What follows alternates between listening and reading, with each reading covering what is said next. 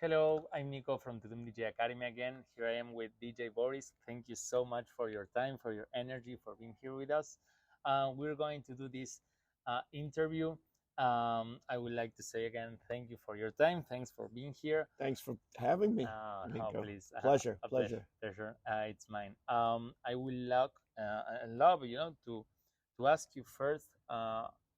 What were your first steps, into the world of music, into the world of DJing?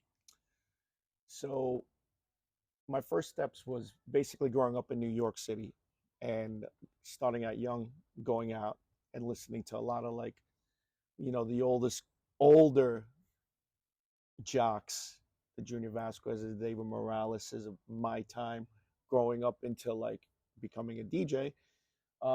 So yeah, in the early '90s is when I got into it, and those are the guys that were pretty much Frankie Knuckles. Those guys were pretty much the staples in New York City nightlife and the club world of DJing, pretty much across the states and the globe, really. Because back then DJ wasn't really like Yeah. as is today. Yes, Everybody's like a DJ. massive. Yeah, Yes, yeah. massive. You had a good amount of guys and girls, I would say, uh, that basically that that had their staple. They were residents, and that you would always come and check out. So I actually started out young, going out. My first club was I was 15. Oh, Yeah, so it was the Tunnel, which was a pretty notorious club back in the late '80s of New York, and that was really when I kind of how I got into getting into the music and the whole thing. And then I just one day said to myself, I'm like, I'm gonna become a DJ. wow. And sure enough, here we are, 30 plus years later. Wow. Amazing. That's super inspirational. Um, you have been in this industry, in this game for a lot of years.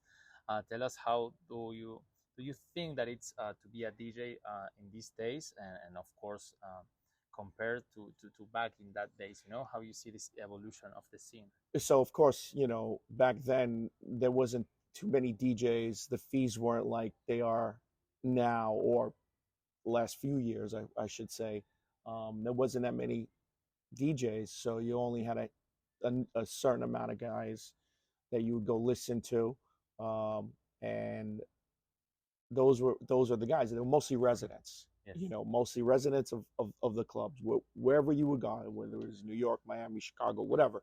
They were all residents, and obviously the game changed where guys started traveling, more guys and girls got into the whole DJ thing, and it grew so fast, of course, with fees and traveling, the world and Yes. everything that comes with it as Yes. being a DJ. Um, so it's grown immensely. I mean, it's DJs are rock stars now. Yes. It's there's no way of putting it. Back then you would say, "Oh, well, I'm a DJ," and some people would look at you like, "You DJ weddings? What are you Wow. DJing? Like Sweet Wow, 16s crazy. or where now is like, oh, you're a DJ. Oh, whoa, like Yes. it's a big deal now as opposed to back then. So it's grown immensely. Like I said, with being able to play in beautiful places like here we are in Yes. Tulum.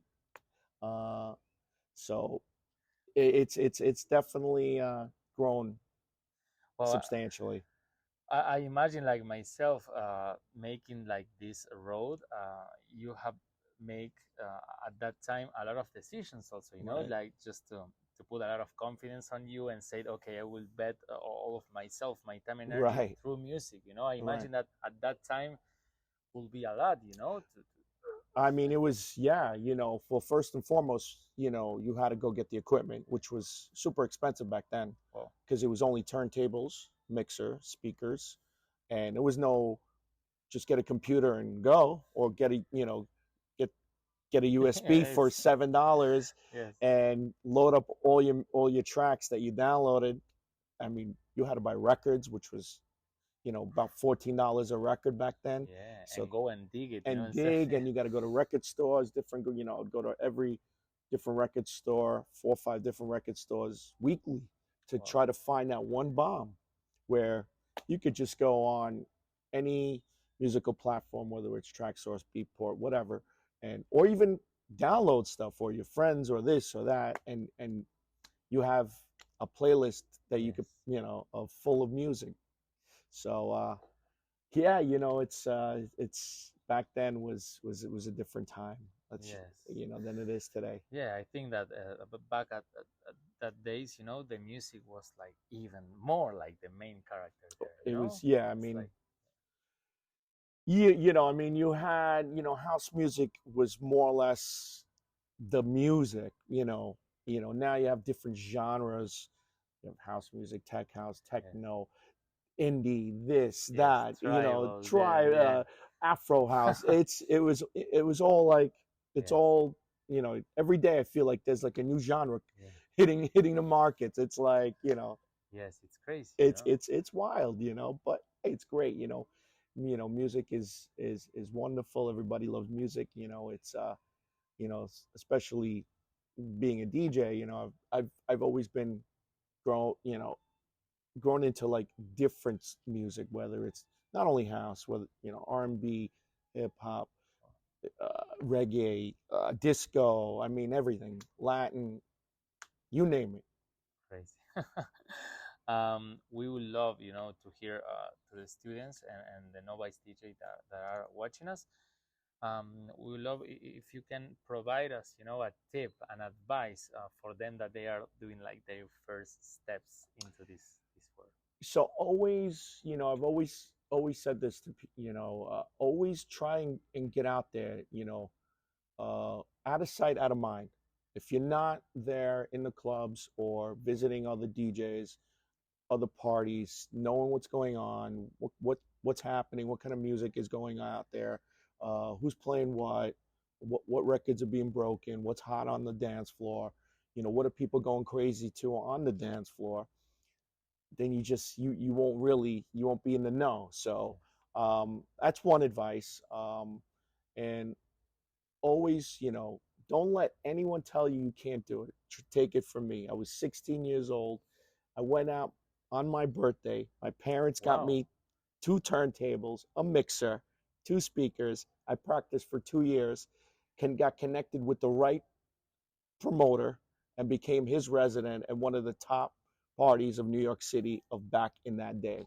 Wow. So, and then after that is when I kind of took over and grew as a DJ. But So, first, you but believe in yourself. yeah, I mean, I was always hustling, always going out, always in the scene, just trying to get out there, passing my mixtapes, because it was mixtapes back then, Yes. so passing the tapes around, demos, this, that. And one day, I remember like it was yesterday, I got a call from the promoter. He's like, hey, we're starting this new party.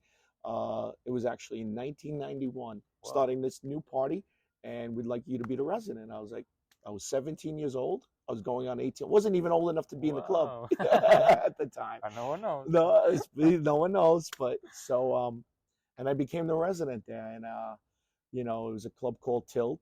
I was the resident there for 2 years. And then I worked with that particular promoter for many, many events during that era.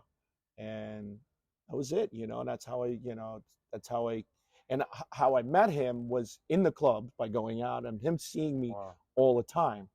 So we kind of got to know one another. I was like, hey, listen, here's my demo tape. You ever need a DJ? Give me a call. I mean, Wow. granted, it was a lot different back then because there was not a lot of DJs. Now everybody's a DJ. Yes. It's like, Yes. you know, No, but it's crazy, and it's connect with the last thing. yeah, I yeah, would yeah. love to ask. How important it's like do connections. Or show yourself, your true self. Talk about your music Right. and be there.